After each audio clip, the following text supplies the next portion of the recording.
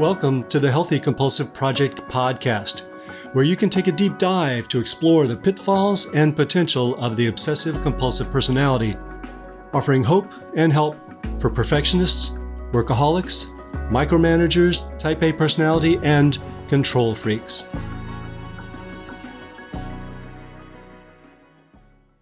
Hello, everyone. This is Gary Trosclair, psychotherapist, Jungian analyst, and author of the Healthy Compulsive Project book, blog, and podcast.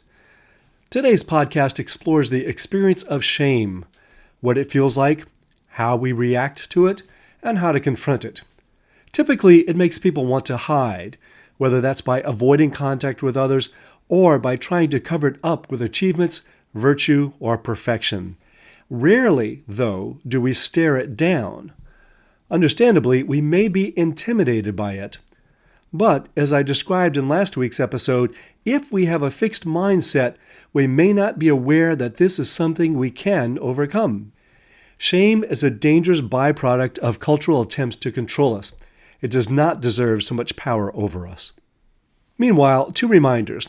This podcast cannot serve as a substitute for medical treatment. It cannot be specific or personal.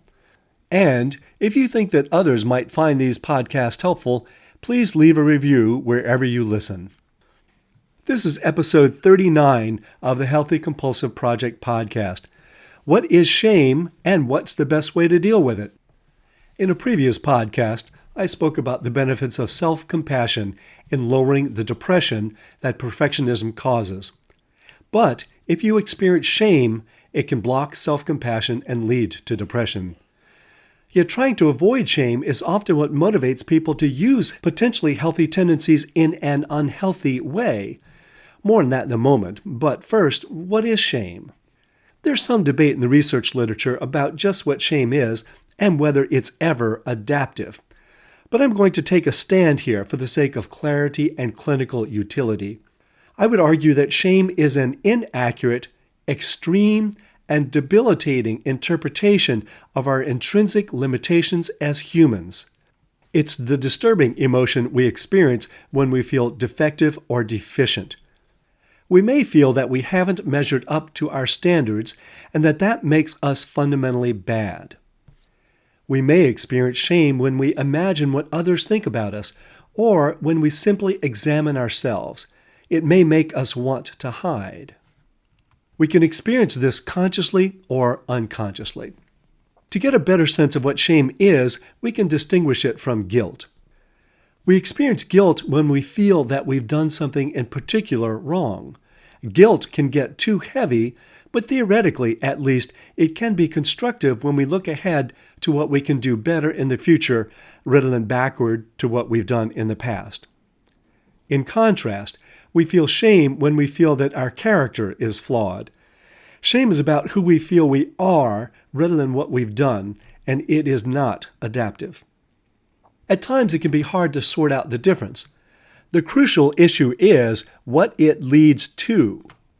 Guilt, in appropriate doses, can leave us feeling that we can and want to do better. Shame can discourage us from trying because it implies that we're fundamentally defective. This leads to depression. It can also lead us to try to make unrealistic changes to who we actually are and feel another level of shame because that's impossible. To build on our podcast from last week, fixed mindset can lead to shame, whereas growth mindset can help us to use guilt in a constructive way. One reason that it can be hard to sort out guilt from shame is that guilt often turns into shame. We assume that mistakes signify flawed character, and we're back on the shame train. What might be appropriate guilt about something we've done wrong becomes shame about who we are. And if someone else suggests that we've made a mistake, we assume they're saying that we're a bad person. Here are some of the more specific things that may lead us to feel shame. Not accomplishing enough. Needing others. Having sexual needs. Being supposedly selfish, or having supposedly imperfect bodies, having feelings, having limitations, being wrong, needing to be seen and appreciated, not being disciplined enough. We might even have shame about having shame. Some people are more prone to shame than others, and some go to great lengths to avoid shame, which we call shame aversion. Researchers have found that someone can be shame-prone but not have significant shame aversion. When they have both, they are more likely to have a personality disorder, particularly obsessive-compulsive personality disorder, also known as OCPD. People with OCPD try to avoid feeling shame by controlling, overworking, and trying to be perfect. People who are shame-prone don't necessarily have a personality disorder. It's the shame aversion that can lead to the disorder. What people do to avoid their shame makes their situation far worse. As I've proposed in my book, The Healthy Compulsive, Healing Obsessive-Compulsive Personality Disorder and Taking the Wheel of the Driven Personality, and throughout this blog, the potentially healthy benefits of obsessive-compulsive traits, such as being meticulous, organized, hardworking, and ethical, can be hijacked and become unhealthy when we try to use our healthy potential to avoid feelings of insecurity or shame. The power of obsessive-compulsive traits is sometimes harnessed to prove that we don't deserve to feel shame after all. This can go on beneath the surface of consciousness. Sometimes we aren't aware of the shame that we're trying to avoid by controlling, overworking, and perfecting. Just as a brief example, imagine Roger, who was, by nature as a child, thorough, organized, and hard-working. But his parents were too preoccupied with their own careers to give him love or attention. He could only conclude that he wasn't worthy of it, and set out to prove he was worthy by using his perfectionistic skills, first as a student and later as a professor. He worked a lot and slept very little. Since his parents' lack of attention had nothing to do with him being deficient, it didn't work personally to try to prove himself. Sure, he did advance his career, but he never felt the personal love he longed for. A rock star in his field, he was lonely in his apartment. The more he tried to prove himself, the more he pushed people away, leading him to feel more defective and more shame. While high standards can lead to shame, these aspirations aren't all bad. Psychiatrist Carl Jung noted that our drive to individuation is compulsive. What he meant by that is that there is a deep urge to become our true selves and realize our potential. This is about growth and personal evolution, not about becoming perfect. Rather, the goal is to become whole, integrating all the different parts of ourselves in a complementary way. The drive to individuation can go awry when the ego seizes on the idea of heroic growth in order to compensate for the insecurity that comes with shame. The combination of aspirations and insecurity lead to the unrealistic hope that we can rise above human limitations. Instead of feeling stronger, the attempt to transcend can make us feel shame for not succeeding. We hope to fly like a hero, but instead crash when we realize we can't. But isn't it possible that some people should feel shame, not just for what they've done, but who they've become? We sometimes use the word shameless for these people who seem to feel that they can do whatever they want regardless of how it affects others. These people are usually considered narcissistic or sociopathic.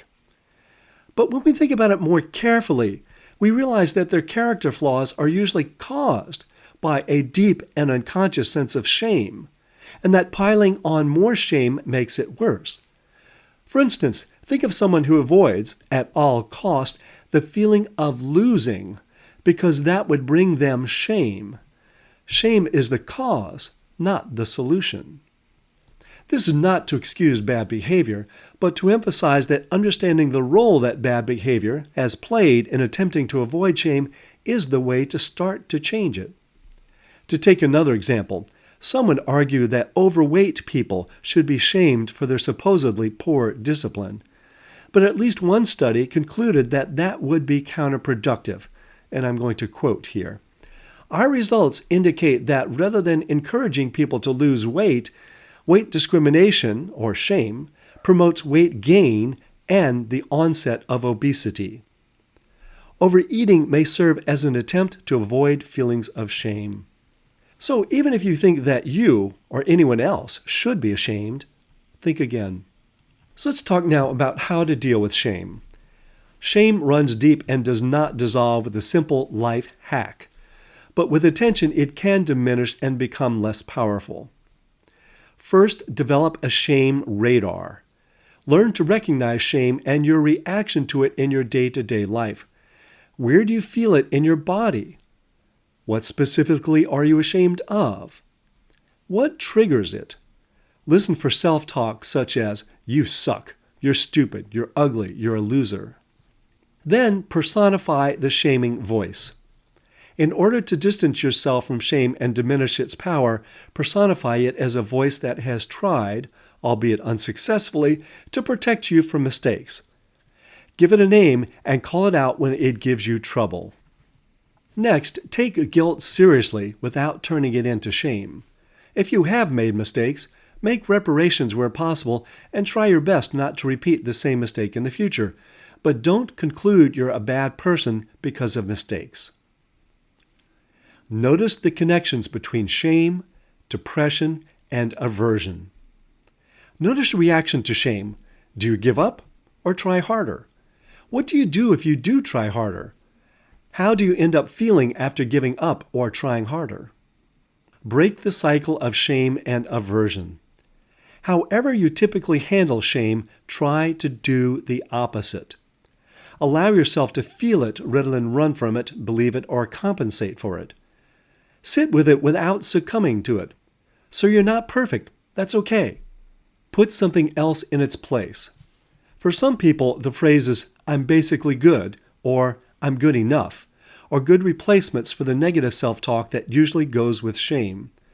Others may recognize the feeling of shame and reframe it as a reminder that they are, like everyone else, human and fallible. Their reaction is no longer, "Oh no," but, "Okay, I can live with that." And because you're experiencing shame, you can certainly use some self-compassion. Then question the standards that you've set for yourself. Do they take into account the fact that you are human and, by definition, subject to being imperfect? Achieving higher aspirations is desirable, but should not be necessary for self-compassion. Spend time with friends or community where you're accepted as you are. Isolation breeds shame because you begin to think that you're the only one that isn't perfect. And if you're isolating because no one else is perfect enough to hang out with you, you set yourself up to feel more shame because your standards are too high. Good community dissolves shame. I also wanted to let listeners know that there's a very good OCPD support group that meets virtually on some Thursdays. You can find it at Facebook OCPD Support Group. It's a peer-facilitated group that explores different topics each meeting. Attendees are welcome to participate at their level of comfort, which can include video off. It's primarily for individuals with OCPD, but also open to spouses and partners looking to learn more about their OCPD loved ones. It's understandable that people sometimes develop a life strategy of avoiding shame through perfectionistic behavior, but it's a painful, ineffective, and unnecessary way to live. It doesn't work, and self-compassion is a far more effective alternative. You can find transcripts of this podcast with links to research sources and lots more at the Healthy Compulsive blog, www.thehealthycompulsive.com. If you'd like to subscribe to the Healthy Compulsive podcast, hit that subscribe button. And for a thorough guide to cultivating the positive potential of the compulsive personality, find my book on Amazon, The Healthy Compulsive: Healing Obsessive-Compulsive Personality Disorder and Taking the Wheel of the Driven Personality. And if you find any of these helpful, let others know by leaving a review. Till next time, enjoy the drive.